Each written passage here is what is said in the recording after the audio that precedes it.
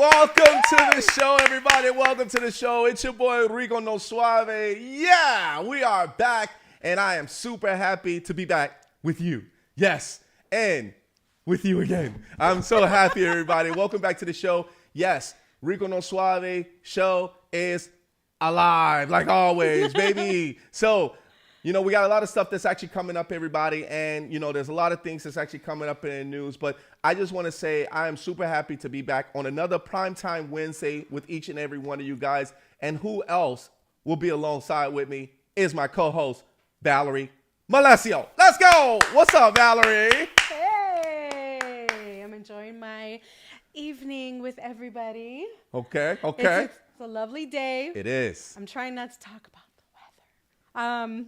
But we do have a beautiful lunar eclipse going on this evening that's just crazy in amazing Chicago. In Chicago locally. It is. I'm sure you can see it everywhere, but it's this huge, beautiful moon that's out there. Yeah, it's beautiful. It's beautiful. Gorgeous. Everybody, man, we got a great show for you guys today. We are so happy to have this gentleman, but we have some things that we're gonna actually have going on. So the first thing is we're gonna go to our breaking news. All right, everybody, here's our breaking news. Here we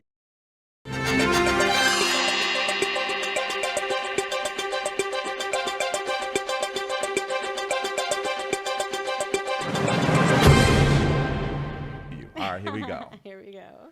All right, everyone. Hey! Yes, we already know my man, Justin Sawyer, the 21st Ward Alderman. He is actually going for it. And I'm so happy that he's actually going for it, man. This is very exciting. This is really exciting, and not man. just because he's a supporter of our show. We love that as well. Correct. But he's from the area. He's from the neighborhood. He's for the people. Yes. It's just a great conversation that we had when he was in here. Yes. To hear his reasonings for running. So I just really think he's a good guy for the job. Yeah, I think so too. I think he's doing a lot as far as for the actual community and everything for the community he's doing. He actually did the trunk and treat for the kids just recently. So, you definitely want to actually vote. If you're in that ward, I want you guys, out south, I want you guys to make sure if you know friends and family as well too, man, he's doing a great job. Let's go to that next slide here. Let's go to that next one. Baby. So the next one is, you can see him actually, looking at the designs, he's ready to build youth opportunity and fix and repair all major streets. Yeah, we got potholes in my lawn. Yes, the police and community conflict bond, and, paid by Mr. Sawyer for the 21st Ward Alderman. Hey, I have to say, you got to join this gentleman because he's actually doing a lot of great things as far as for ready to actually design, make sure that he's ready to actually just, man, he's taking it. The youth program is the biggest one. He does a lot.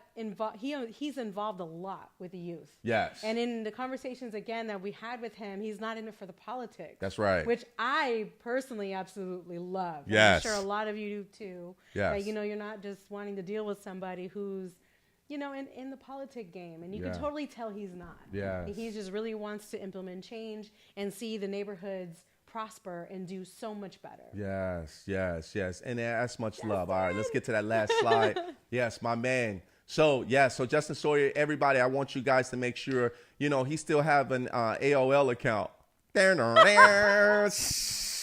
Right? Back in the day, right? So, if everybody used to, That tells you how so not prestigious he is. He's just like, the average, everyday person who is just, I shouldn't say average because he's really focused on rebuilding the community, but that just shows you that he's not about trying to be in that marketing and social atmosphere and pretend to be something he's not. That's right. Hey, I tell it. And actually, my man, he's on there. He's on right now just for all of us. That's my man Justin Sawyer. Yeah, he already. Justin, don't apologize for your email address. Although you may want to maybe get a Gmail. Yeah. Or even go Yahoo. Right. You can even go to Yahoo as well too. Yeah. So. But that's my guy, everybody. And, I want to bring that that last photo back up. I want everybody to make sure they get in contact with him. let people know exactly that, hey, you need to elect this gentleman because he's actually going there. You know, it's funny because, you know, that photo, I love that I took that photo for him. And I'm so happy to be part of this man's journey, right? And we had such a great time. Credit for being his photographer. Stop. Just for 1 minute. Just for 1 minute. I just think, hey, Justin, I just need 1 minute of your time. So, right, just 1 minute of your time. Let me take this photo. Justin, when you're on your campaign trail, make sure you mention that Rico took that photo, okay? I told him to make sure he photo credit. Hey, I told him to make sure he turned his head right. I was like, hey, make sure you turn your head right, bro. I said, because that's what it's all about. So, yeah. So he also put up the new email, SawyerForAlderman2023@gmail.com. So that's where you basically will find more about him. But we're rooting you on, Papa. We're rooting you on. So it's all about my man, Justin Sawyer. Good luck to you, Justin. All right, so here's the next one, right? Here's the next one. Of course, this month itself means a lot to a lot of us men, you know, and Men's Health Awareness Month. We actually are, you know, it's all about health awareness when it comes to, we call it Movember, right? Because I think they do it at my job where all of the guys, you know, they shave off their mustache and their beard. Movember. Yeah, Movember. No, it's not Movember. No. I'm already trying to. Oh, you creating it? Yeah. Okay, yeah. So actually, you want to make sure that you're actually doing everything you can, gentlemen. I already have it. I have it all year round. But I think what they do is they cut everything off, and then for the month of November, they actually grow it as much as they can, right? And I think it's a symbolism of November. So you know, there's a lot of great things. My husband's not watching. Well, you know he will. You know he will. You know, one of the things, of course, like, I'm not shaving all month. I do have to read this off because this was something that was sent to me as well, and it was. But in all fairness, it is very important. Oh, of course, yes, it's definitely important. And excuse me, everybody, because I don't have everything listed, but it's all about getting that annual exam, making sure, gentlemen, that you have your blood pressure. Mm-hmm. You make sure you check your cholesterol, thyroids as well too, liver problems, anemia, and also anemia, right? Mm-hmm. And then we have the testicular cancer as well. So make sure you guys go ahead and make sure you check with your doctor, check everything about you because we want to keep you here. Please. And as well. So this is all about the awareness. We're going to actually put the logo. We're going to keep the logo. I think we're going to put the logo up top there. We're going to have this as for the whole show today. Yeah, right? I mean, this is a great reminder, yes, men, to go ahead and get your physicals, get checked out. You know, the doctor's not that scary. Yes, yes, yes. And it's, you know, don't worry. I'm a times, doctor. You know, they'll put their health off, and you know, we get it. You know, it's not a fun job, you know, to go to the doctor, but it's not as scary as it. You know, just go. I ain't gonna lie. I hate needles, right? I don't like needles. I just want to let y'all know. Ever since I was a little kid, I don't. Yeah, every time I go to the doctor, I think I'm going to get stuck with a needle, right? So, you know. All right, so we got to introduce. Take a Band-Aid with you. So this is Men's Health Awareness Month. All right, let's get right into this gentleman here. Woo! Big shout out to Ruth Davis. Big shout out to Beatrice Davis for actually having this gentleman here with us. Yes. I've heard so many great things about this gentleman, and from being a musician or being into music, as well as being a really great co-author, right, as well. And also there's a new book that I'm gonna let him talk about this please. As well. And then he has a new movie that's actually coming up, and it's all about us nerds and nerds.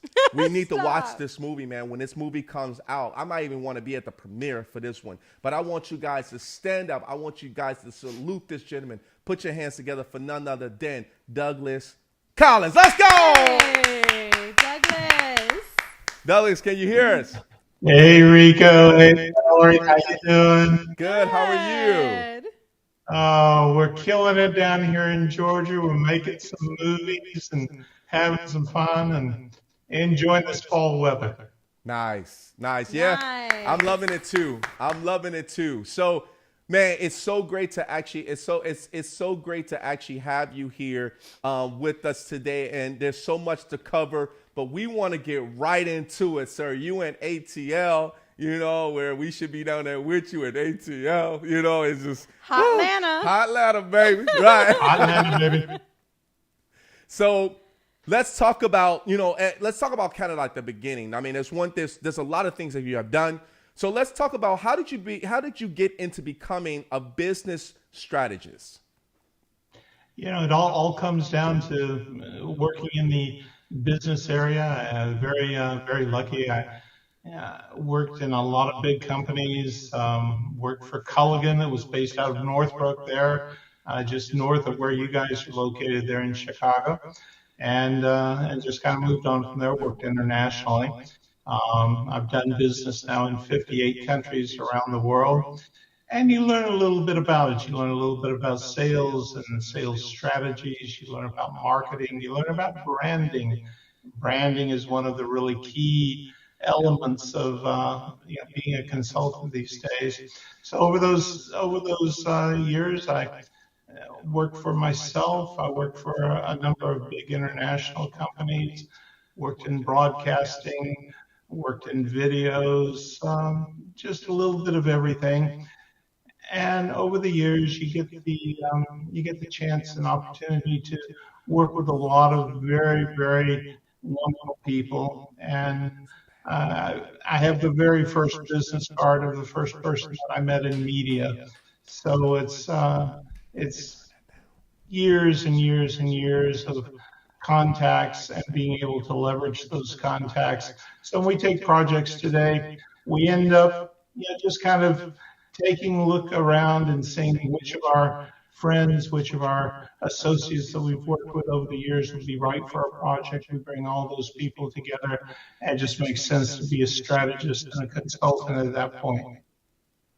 Nice. I love that. That's awesome. I mean, I guess, when you're being a business strategist as well, too, there's always great connections, right? There's always great connections that you actually make as far as in regards to that as well. Are you still practicing being that business strategist today? I'd love to say I could retire, but once again, you just know so many people over the years. And, right now I've got great projects. I've got a movie that I'm working on. I've got a book that I'm a co-author on. I've got a bank acquisition that we're working on. I've got some cryptocurrency that we're working on. I've got some things in the stem cell and regenerative medicine area. So it's all of the contacts that I have. They just have a lot of value right now in a lot of different areas. So we don't take a lot of projects, but the ones we do, you want to be able to give that personal one-on-one attention to everyone that you work with. That's really what they're paying for, is they want that time with with me and with our senior team. So let me see if I understand this correctly.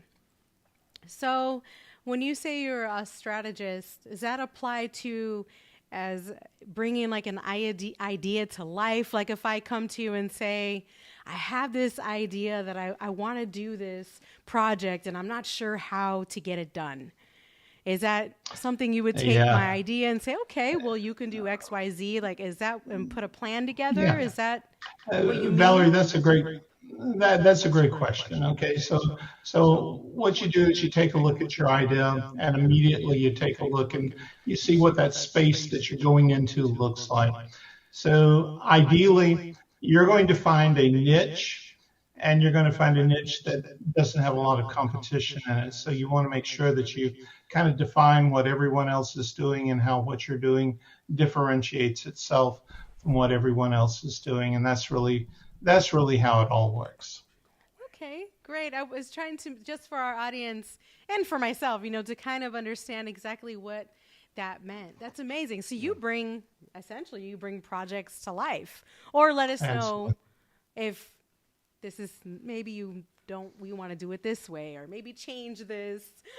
Well, almost sometimes ideas aren't always, almost every project all the way through. Almost every project that we work with, Valerie, has great ideas, and most of them though need some sort of they need either personnel because they're a little short building out their team. So sometimes I'll need to bring in a an accountant to serve as their chief financial officer. Many of them need capital. So one of the projects we're working on right now with stem cells, we're looking at a $300 million raise by getting it onto the London Stock Exchange as a public company. So you look at everything from, raising a little bit of capital to really getting this thing out there with huge amounts of capital and getting it to the next stage. That's what we try and do. That's awesome. I would deem that high level. Yeah. So I mean, it's what you do. Pretty high level project. Yeah, me too. Very interesting. So when it comes to of course, not being able to retire, and you're like, hey, there's no end to humanness. Right. It sounds like he like knows it's so many always, people. It's like, okay, I'm done, and then your phone rings. You're like, oh, okay, I guess I'm working again. No, it's true. In this many, let's say I've been doing this now for about 35 years. Wow. As an independent consultant. I've never advertised, never so much as bought in the days when they had phone book ads. I never even did that. All of my business comes from word of mouth. So it's referral. Several of our clients we've worked with for many, many years. They continue to have new projects. We work with artists. We help them, market their artwork. We work with authors, help them on publicity campaigns, and help them monetize. Most authors can't make any money selling their books, so they have to figure out something to do. Maybe it's seminars. Maybe they get on cruise ships and they give seminars and sell their books on cruise ships. But there's lots of things that you can try and do, and then. So like I say, maybe they need real capital. So then you have to get out there and really kind of get after it with, public offerings and business plans and a lot of financial plans. And the things you have to do is you take a company public. So it's everything from something very simple to something highly complex. But that's what we do. Wow. Well, I'll tell you what, Douglas, you're a great friend to have. Thank you. Great contact. Thank you. I'd like to think so. You can call me in the middle of the night. I'll get up, come get you. Got a flat tire? I'll come out there. You got to be a good friend. Absolutely. Well, we're good friends here. Sounds good, Rico. You've made some good friends. Excellent. So, being a business strategist, so that was kind of like the beginning. That's like the opening, right? Because there's more to you that we're about to get into. Right? It was just a surface right there, right? There's more to it. We do want to talk about kind of that, as far as, giving respect to Kenneth Freeman, and you were being a co-author in regards to a book of, I think it's Artists at Work. So Artists at Work. Can you tell us a little bit about that? Yeah, that was really one of my favorite projects. Kenneth Freeman was known as the Rembrandt of the rodeo, and just a fabulous Western artist. He actually grew up and lived in Chicago, and he moved from Chicago, got his education in Chicago there at the Art Institute, and he moved out to Scottsdale, Arizona, and began painting cowboys and Indians. That was his love, and he was really good at it, and he became a really close friend. In 2008, Kenneth passed away, and I gave the eulogy at his funeral. And I let about 6 or 8 months go by, and his widow came up and said, Kenneth always wanted to do a museum show. And so I picked up the phone, I called a few people, and next thing I know, we're at the Booth Museum here in Atlanta, Georgia, and Cartersville, just north of Atlanta. And the Booth is the Smithsonian Museum. It's the largest museum of Western art in the world, and it's here in, just outside of Atlanta, Georgia. And they had a exhibition fall through, so they had some space. They were just going to leave it open until the next exhibit came in. And I talked to him a little bit about Kenneth Freeman, and next thing I know, we're on our way to Atlanta to the Booth Museum, and we did 7 museum shows.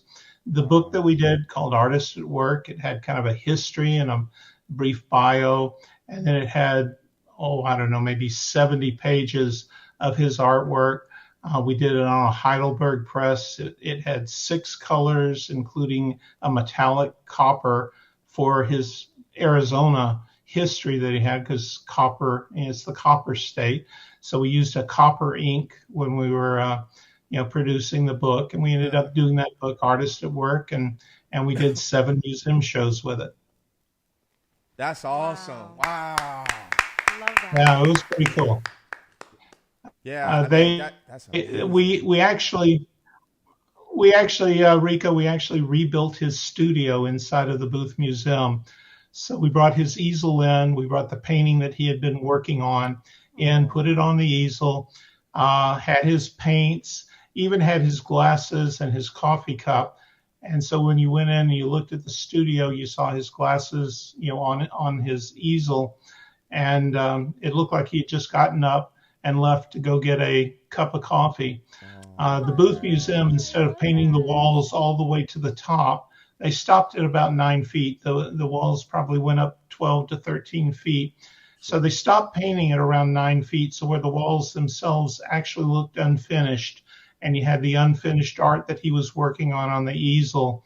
And then around you had all of these wonderful sculptures and paintings that Kenneth Freeman did.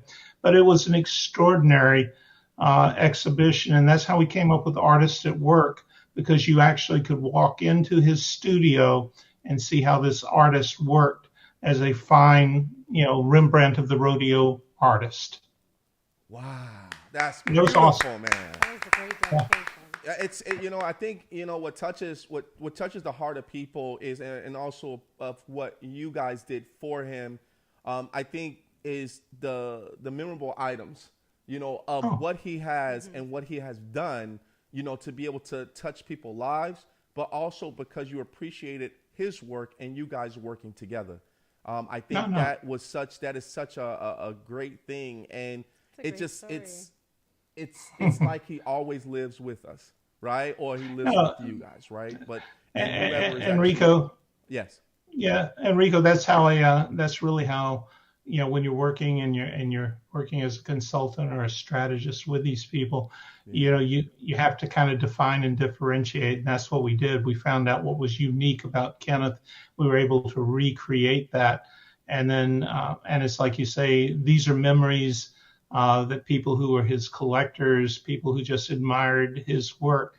It was Right. extraordinary. We actually had someone from the Art Institute there in Chicago fly down and present his widow with an award, kind of a wow, lifetime achievement award. And you kind of look at all of the angles. We had people from rodeos present him with awards for the rodeo art and posters that he created. We had the Buffalo Soldiers come down and actually give a presentation and almost a memorial, because Ken himself, he painted a lot of Buffalo Soldiers. yeah, And I mean, just amazing when you take a look at everything that you can do. We had a lot of artists. I mean, it was just amazing. Robert Fuller, who was in Wagon Train and Emergency 911, and great actor, uh, filmed and talked about how it was like, knowing Kenneth. And Kenneth actually painted a portrait of Robert Fuller. And so you get someone with that kind of star power to come down and really talk about what it was like, sitting down and working with a true artist. And Ken Freeman, he was the real thing. I mean, there was no denying that. And he was from Chicago, so that works out for you guys there with a Rico no Suave, baby. That's awesome, man. That's awesome. I just love it. I love it because Chicago, of course, is one of great and many talents. That actually, when people actually say, "Where are you from?" "Oh, you from Chicago?" "Chi-town." And I think that's one of the things that we have as a city and Illinois as a state. We have a Great lot of talent. gems here, and we're so happy to be able to work with great people like yourselves. Mhm. To be able to make memories happen, like memorable items happen, and for him, rest in peace. He have done great work, and man, we definitely appreciate what you guys have done as far as with him, man. So rest in peace. Yeah, baby. No, thank you very much. Thank you. It was truly, it was a labor of love. He was a good friend, and it's a great way for us to pay a tribute to him. I mean, it was a wonderful project. Yeah. So, I know he's, of course, looking down on you and say, keep doing the great work. You strategist, you, right? And, and you I hope great so. person as you are, right? And now this transitions into you being an author. Now, also, you have a book that's called Truth, Lies, Alzheimer's, right? It's Alzheimer's. Secret Faces. Yeah. Yeah, so Yeah. let's talk about that, because that's a really deep book, but just the three words itself are big, right? So if Speaks you, volumes, a yeah. lot. So if you can talk about that for our audience, that would be great. I would love to. It's an amazing. All of us survived this COVID pandemic, Yes. and you always kind of wonder, when's the other shoe going to drop? Well, the reality is it's here already. Right now, the new report on Alzheimer's has come out in the last 3 weeks. It's over 400 pages in length, and basically, it tells the truth about what's going on with Alzheimer's in the world. Every 3 seconds right now, someone is being diagnosed with Alzheimer's. Wow. It's the leading cause of death now in the UK, in the Netherlands, and Finland, more so than cancer. So it just kind of gives you the idea that it's out there. When your loved one gets Alzheimer's, it's like losing them twice, because as the disease progresses and the decline happens, they lose their memory. When they lose their memory, you've lost them. Then again, it's always fatal, and then you lose them again. So you lose them twice. Our publisher, which is Wordcraft Press, Mike Parker, Mike was excited about taking our book on. He read the book. He loved it. We had a national book reviewer call it groundbreaking. And so Mike says, I'd love to be the publisher. And I said, why? And he says, well, my father died of Alzheimer's. His 3 brothers died of Alzheimer's. His mother just died of Alzheimer's 3 weeks ago.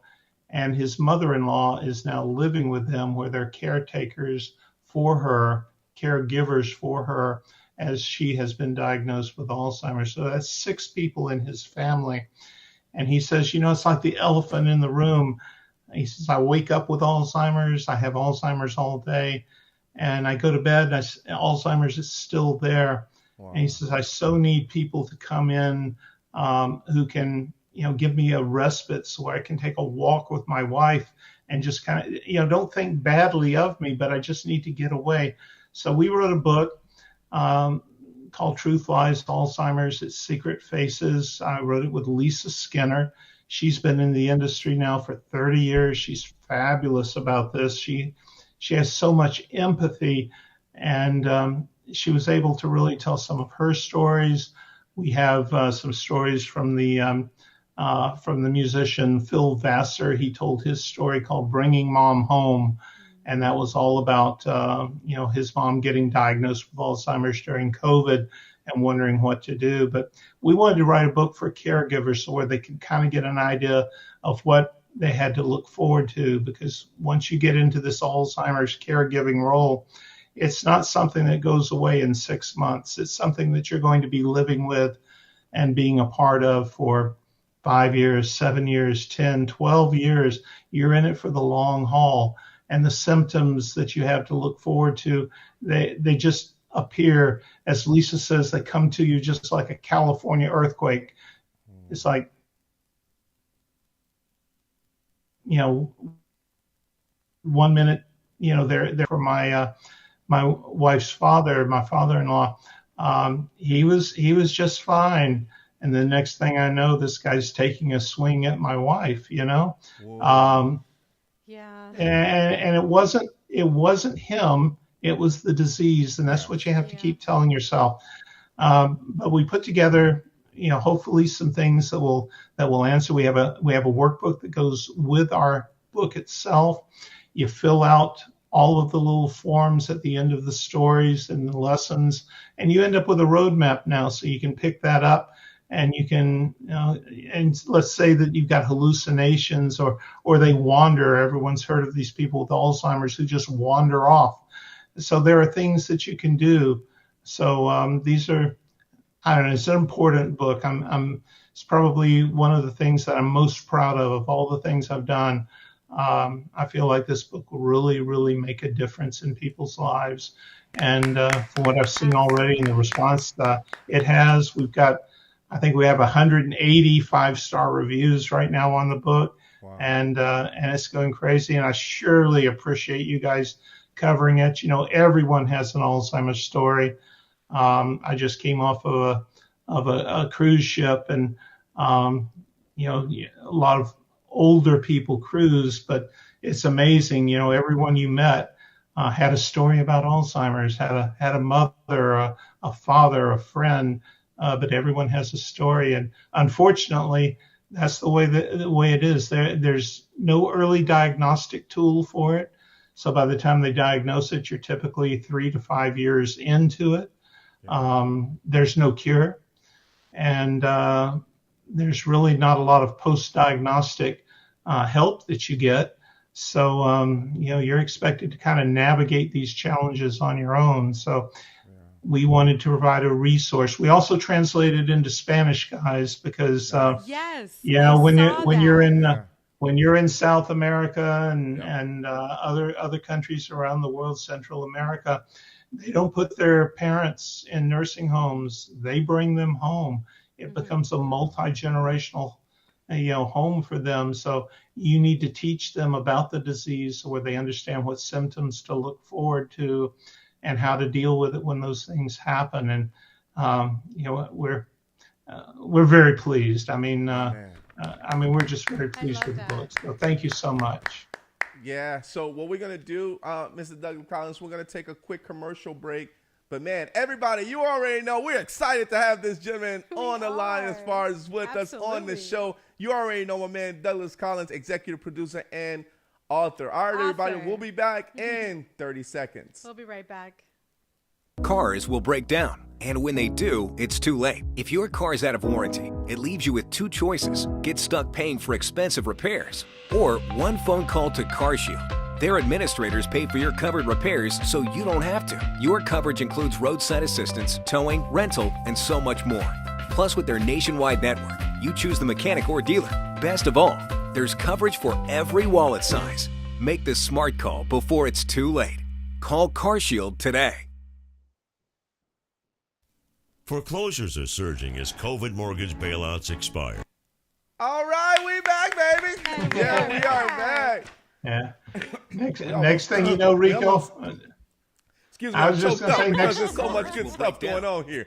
I was just going to say, Rico, next thing you know, we'll all have AOL accounts, So. I know. Just saying. Well, exactly. We got to talk to Justin about that. He's starting the epidemic.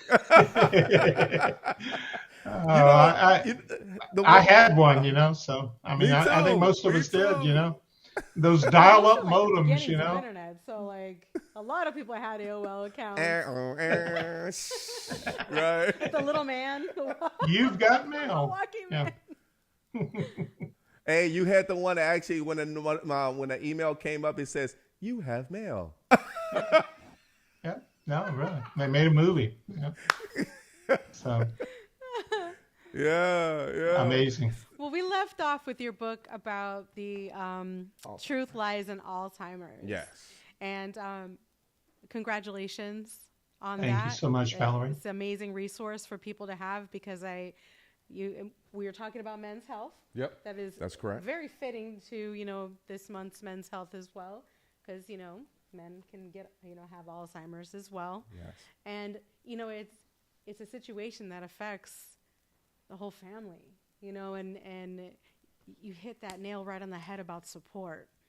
So it's like at that time, who do you go and talk to about these things, and trying to find that support, because not only do you need support for the person who's got the Alzheimer's, but that's correct.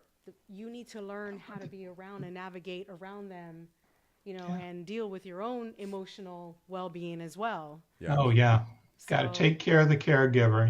You got to do that. It's so very important. I mean, it really, you got to take care of yourself as you're being a caregiver for your loved ones. I mean, it's critical. so thank you for diving into that. And if anybody out Thank you. there wants to find the book, Yes. it's available. Where can they Yeah, get the true. book now? Well, books on Amazon. Amazon, We have an audio book on Audible as well. Audible, So Amazon. if you like that, and you can get it in English and in Spanish, And I did and you see can also that, get guys. I saw it was both in English and in Spanish. Yeah, I like and So you if can you're get looking for a and resource, grab the book. yeah, truthliesalzheimers.com. So we'll put that. Let's put that website. Well, we're gonna put that website. We're gonna actually Thank you put it up much, again, Rico. at the end. But yeah, we'll definitely put that up right now. truthliesalzheimers.com. .com. Perfect. So there's one point that I do want to make because my dad actually before rest in peace, before he passed away, he actually had a slight touch of Alzheimer's.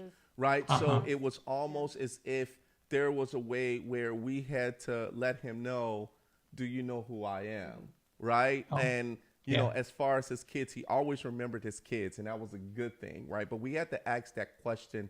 We had to ask that question as well. So, Alzheimer's, when you're talking about death or when you're talking about when they pass away, can you define, because when you think about Alzheimer's, you just think about someone that's forgetting, right? You think it's someone that don't know memory where loss. they're at.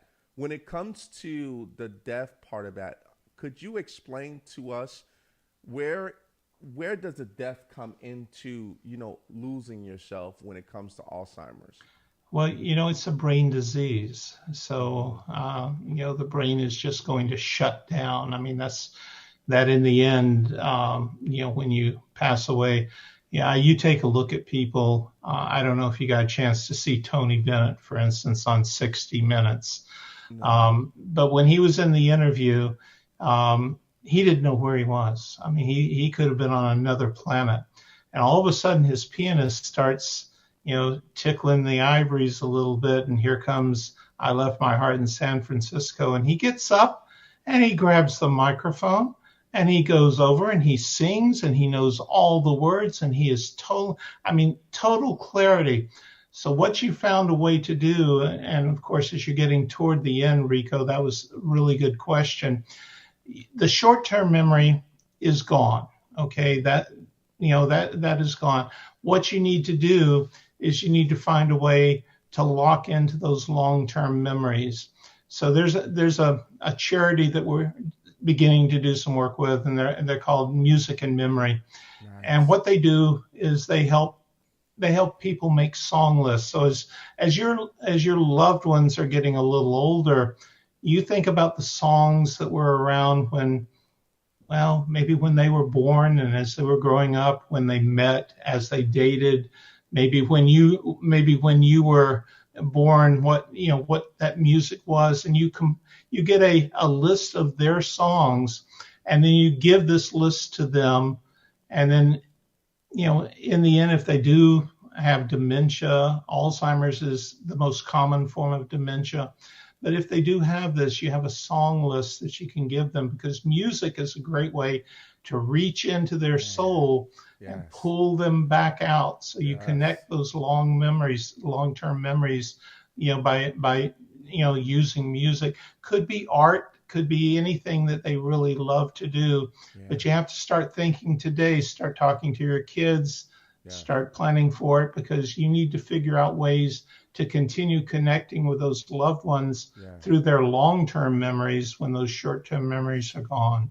Yeah, and because my grandfather had dementia. Okay. But he would always insist that I was my mom. Wow. When he see me and I'm my son, he assumed that I was my mom and my son was my older brother. Wow. So he didn't remember me at all. Wow. He was calling me my mother's name. And, I didn't argue or anything. I just kind of enjoyed my time with him. You know what I mean? Like if that made him feel peaceful and happy, I'm all for it. Yeah. But I just found it interesting. Yeah, it's called joining their reality. That's, I mean, that's what you have to do, and it is a technique. You know, you don't want to argue with them. I mean, it's the disease. It's not the person. It's the disease. So just keep remembering that, and you know, and just. I would never argue with my grandfather, but I mean, I didn't try to say no, it's me. Like I didn't try to like explain who I was. Like he was convinced, so I kind of figured at that point.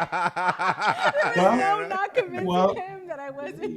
you probably look like your mom. Let's you know what I mean? With it. That's fine. Yeah, and but I mean, it's it's one of those things, and unfortunately, it'll get worse. I mean, it'll just continue to get worse until they don't remember you at all, and may wonder why you're even there. You know, why are you here in my house? You know, and then that's where the anger comes in, right? Because they're like, why is this person here? Yeah, I don't know who you are.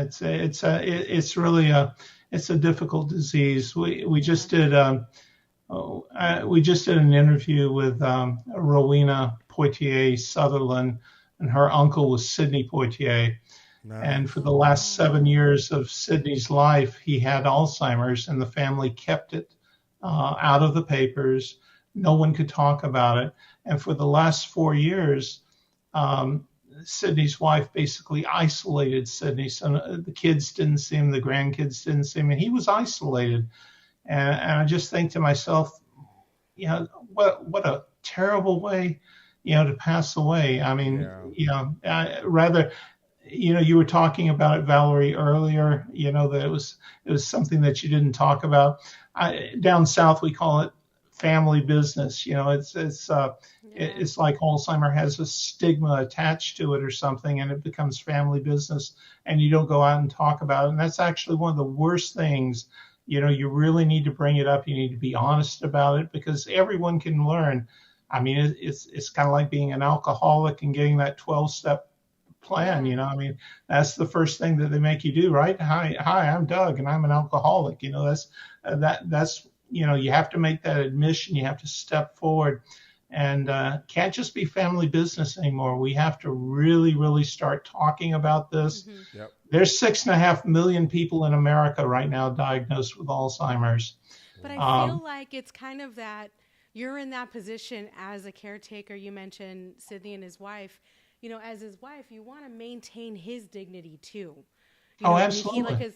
Do you think he wanted people to see him that way or interact? So I feel like you're really stuck in this place where you're just not sure what to do, because you want to let somebody live out their years in their own dignified way and not feel or have people see them with different, you know, goggles on, and you want them to maintain the memories of who they were. And, you know, so you're in this position where, like, how do you navigate that? That's why I think it's so wonderful that you wrote that book. Yeah. Because now people can just read this with themselves, you know, and read. Yeah, I gotta say. I got to say too, you know, you talk about, you know, going back to the business strategist, you know, Lisa, you know, originally had the book, and she needed some help in monetizing the book. So then we took a look, we added some chapters to it. We added a chapter on COVID. Older people who recovered from COVID right now are 30% more likely to develop dementia because of the other damage that is done by COVID to the nervous system, to the kidneys, you know, to the brain itself. So they're finding that there's more Alzheimer's now after COVID. So if you recovered and you didn't die, now you're more likely to get COVID.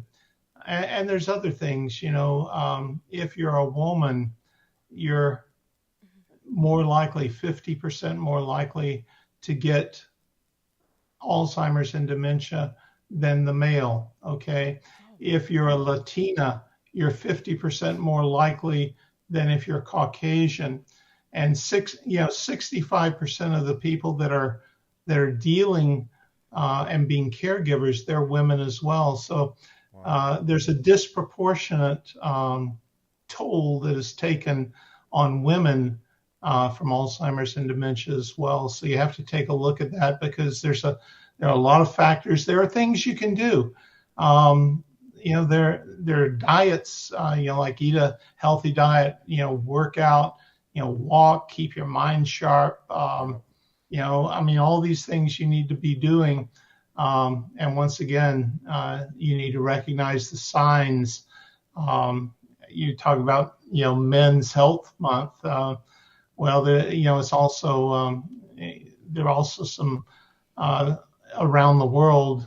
This is an Alzheimer's month as well in the month of November, as well as September was World Alzheimer's Month. So it's September. I thought you said this month was Alzheimer's. well, there is in other countries around the world. So there's a lot going on here, and of course mental health. That's a big thing as well. So you got to get out there and get after it. I mean, it's I love it. Absolutely. You know what, Mr. Douglas, we got to take another commercial break. We got to pay bills around Commercial here. time. Yeah. All right, everybody. You already know we're having a great conversation with none other than my man Douglas Collins. We'll be back. We'll be back. Foreclosures are surging as COVID mortgage bailouts expire. You don't have to lose your home. We can help. If you're behind on your mortgage payments, threatened with foreclosure, denied a loan modification, or have been the victim of a predatory loan, the Stop Foreclosure Group can help save your home. Remember, you have rights and we have options. For a no-obligation consultation, call 1-888-245-1532. Cars. Welcome back, everybody. Welcome back. Welcome Yes, back. you already know my man Douglas Collins in the building. Virtually with us. That's all right. He's in That's the all right. building. He's on the screen. Yeah, he's in the building. We feel it. So, thank you so much for that. I mean, we Thank can you. spend Thank hours you. in regards to talking about Yes, that. it's a very hot topic, It's a really so- hot topic, and man, we're definitely going to have you back on the show to talk more about the book, but also there's a lot of other things that you have done. But the one that I'm really want to talk about, and you know where I'm going with it. I know where you're going, Rico, I baby. should get my geek glasses on right now. I should get my Geek Squad glasses on right now. Geek Squad. So there's a movie that's in development, and pre-production that you guys, that you and the team and a lot of people are working on, called Cyber Kill movie. Cyberkill the movie. So anyhow, you can find out a lot about it. Cyberkillmovie.com. That's where you can go and learn about this. But it's like you say, Rico, we are in the development stage here. Our author wrote the book Cyberkill. His name's Frank Fiore, and you can buy that book on Amazon. It's a really good book. And Frank and I have been friends for a long time. I read that book, about 7 years ago, I guess. And I said, yeah, this would be a great movie. And so a couple of years ago, we went on vacation together and we started talking around. And next thing you know, we're making plans for it. So Frank wrote a screenplay. And by the way, if you're getting into the movie business, it's not for the faint of heart. There's a lot of work involved. So Frank thought, because he wrote the book, he could write screenplays. Well, it's a little different. So 21 rewrites later, it's time to bring in the professionals. So we got ourselves a script doctor. So after Frank had taken it as far as he could, we brought in a script doctor, and he made 12 revisions to it. And we have just right now a really tight script. Our casting director, Kim Graham, she worked on Homeland, and she worked on movies like Avatar. So we got some good people. Ashley Wren Collins, who's my producer for the movie, is out of New York. She's had some award-winning films as well, and she's an author and a choreographer and an actor. And I mean, she's just been fabulous to work with. And you just kind of go down the list, and we've got a great special effects guy, because we got a lot of special effects, because this movie is all about an AI assassin. Artificial intelligence, baby. Yes, this young scientist from MIT has been tasked by the Department of Defense to create some artificial intelligence individuals, in cyberspace. So he creates these, and then they pull the plug, and he's supposed to, basically destroy all the work. Well, he thinks he has, but this one AI begins to live, and so comes back, begins to do some stalking of this programmer's daughter. We have helicopter crashes. We have cities that are destroyed by kind of a viral type of a dust. We have assassins coming in, and lots of action. We've got a train. Oh, it begins. You open up in China right in the middle of this viral pandemic that's being initiated by this AI assassin, but you don't know it yet. So as you get through, it's really cool. We've got robotics in here. We've got battle bots. It's got something for everyone. A little bit of romance. But we're excited, and I got to tell you, Rico, the name Cyberkill. I put it right up there with Terminator and Taken, and that's what I was we're just already thinking at about. work on the sequel. Yeah, we're already at work on the sequel. So it's exciting. It's going to be a multi movie deal when it's all put together. If you ever need a geek, let me know. We need a lot of geeks in this. We've got a war room that's full of geeks, and it's a fascinating world. You take a look today, and with GPS on your phone, seems like you can't get away from anyone. Someone knows where you are almost all the time, and can access you. We're not that far from Atlanta, so if you do need, a couple extras on the show, or a couple, someone to work the cafe. I just want to be a geek. I just want to be the geek. And lab somewhere. Well, our goal is to film this down here in Georgia. I'm just northwest of Atlanta, a little town called Rome, Georgia, where we have our film festival coming up this week. Nice. And we did $9.5 billion in film here in Georgia last year. That's right. We've got Tyler Perry with 13 studios, and you go right down the center of Atlanta on Interstate 75, and you see a sign that says Tyler Perry Studios. So we've got everything going on here, making lots and lots of films. I just up in our little neighborhood alone, we've had Clint Eastwood in with the movie The Mule. We had Christopher Lloyd in with a movie about Halloween. We even had Scarlett Johansson in with Black Widow here. There are a lot of movies that are being made in Georgia. A lot of the reason are the great tax credits that you get for coming down and making your movie. About that. Yeah, 30% out there. Yeah, 30%. So we're bigger than Hollywood. So that's always fun. So yeah, it's exciting times, and your key really is to get that script done. We're talking with directors right now. We have some interest from a fellow who just did a movie with Dennis Quaid and John Voight.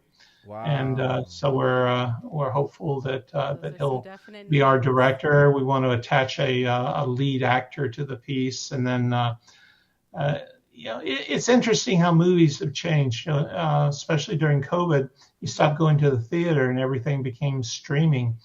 And now these streaming companies like Netflix they're making their own content now. So they have they're like the old MGMs, except now Netflix has you under contract for maybe 5-6 pictures, and you're talking just billions and billions and billions. Right now, the streaming market alone for 2022 is worth about $85 billion. So it's an amazing. It really is amazing how that's changed. It's gone the way that music's the same way. You don't buy CDs anymore, right? You download the tracks that you want. So now you have video on demand, and you just go in and you stream what it is that you want when you want to see it. And it's amazing. But we still like the movie experience. I mean, so like I like going to the theater still. I love my streaming stuff. Did So like the you? Netflix and the Yeah. Prime. Did you see Maverick? Have you seen Maverick? Top Gun? The new Top Gun movie. Oh, did I? Of course, in the movies. In the the theater. I mean, that was a theater experience, right? Because you could be in that theater and you felt it. I hope people will see Cyberkill the same way, I just because saw we the have new those Rocky, kind of the special one with the effects. Yeah, Rocky. you need to have that surround sound, that Dolby Let's THX go, sound. man. Yeah. And nowadays, like at the movies, it's a whole vibe. You can go to the Viewing Brews now, have all dinner and watch your show. So it's like It's I don't awesome. think the movie theater experience is going anywhere. But I do. No. I think there's room for everybody. I do like the streaming options too. So. but it's different, you know. So Yeah. I mean, it truly, you know, everything is a little different. But I'm looking forward to the red carpets. You guys have earned yourself a spot on our red carpet premiere. So Come on, baby. we're going to be inviting you to come see Cyberkill, wherever Let's that may go. be. Yes. Let's go. Yes. Who knows? It may be in cyberspace, Rico. I just don't know. Yeah.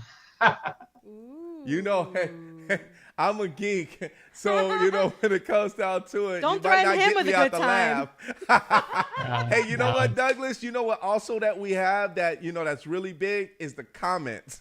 We got comments of people that we have to say some big shout outs to. One is Maria. Well, big shout out to Beatrice Davis. Thank you so much for tuning in, love. But we have Maria Dumatal that's actually checking in. I don't know if you know who that is, but of course she's worked with you before. UCI Mind is another organization that stands for the University of California Irvine Memory Impairment and Neurological Disorders.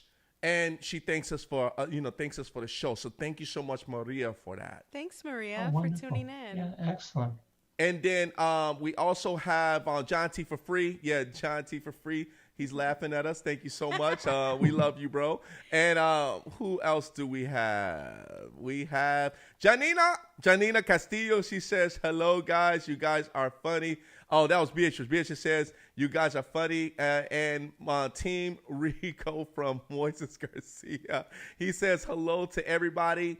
Giovanna Salas is also, she's actually in Hollywood. Big shout out to Heart of Hollywood magazine checking in with us as well. Thank you so much for checking in. And anyone else do you have on the list there that's checking in with us? Checking here, and I think We got most of them, right? We said hi to Justin Sawyer.